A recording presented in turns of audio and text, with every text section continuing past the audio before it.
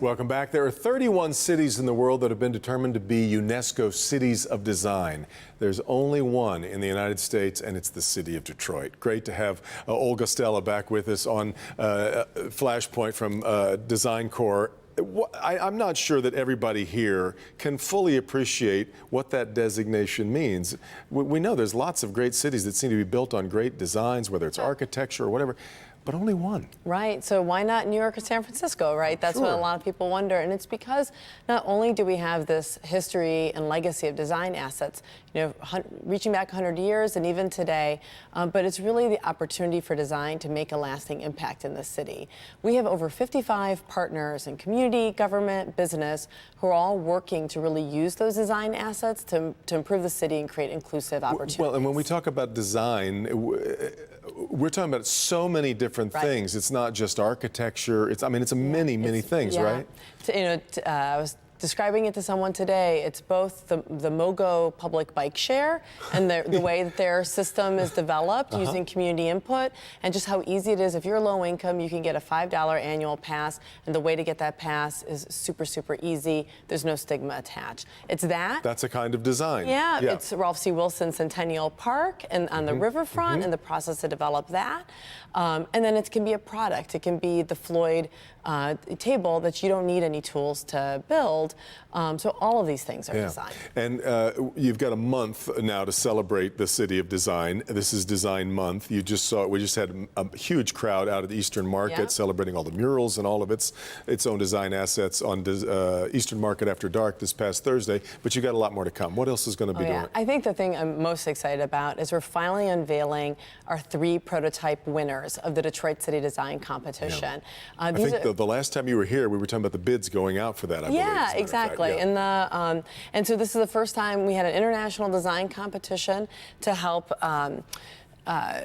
come up with new ideas for how to promote safety and mobility in Detroit neighborhoods, in Southwest Detroit, Hope Village, and Grandmont Rosedale.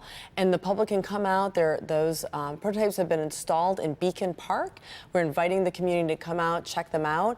We're having a huge party on September 29th, Sunday, September 29th, for people to really interact with them and to have folks from the neighborhoods using art and music and other things to really activate them.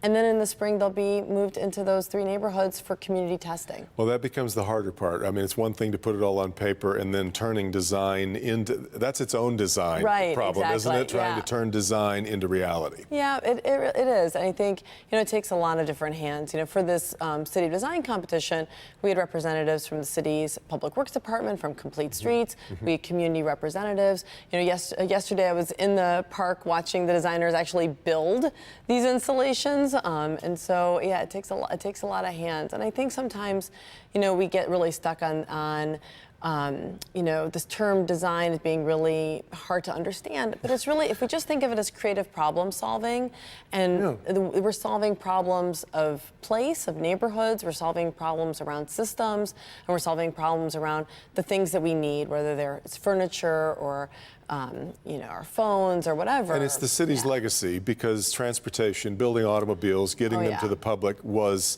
mass problem solving, and now we're trying to solve it in a new way with whatever mobility will end up being. Exactly. And I mean, we still have the highest concentration of commercial industrial designers in the U.S., 16 times more concentrated than anywhere else in the U.S., absolutely ranks globally. This is a real strength, but part of our challenge is that the design talent that we have is often unseen. They're working, we have 80,000 people in the design industries in our region.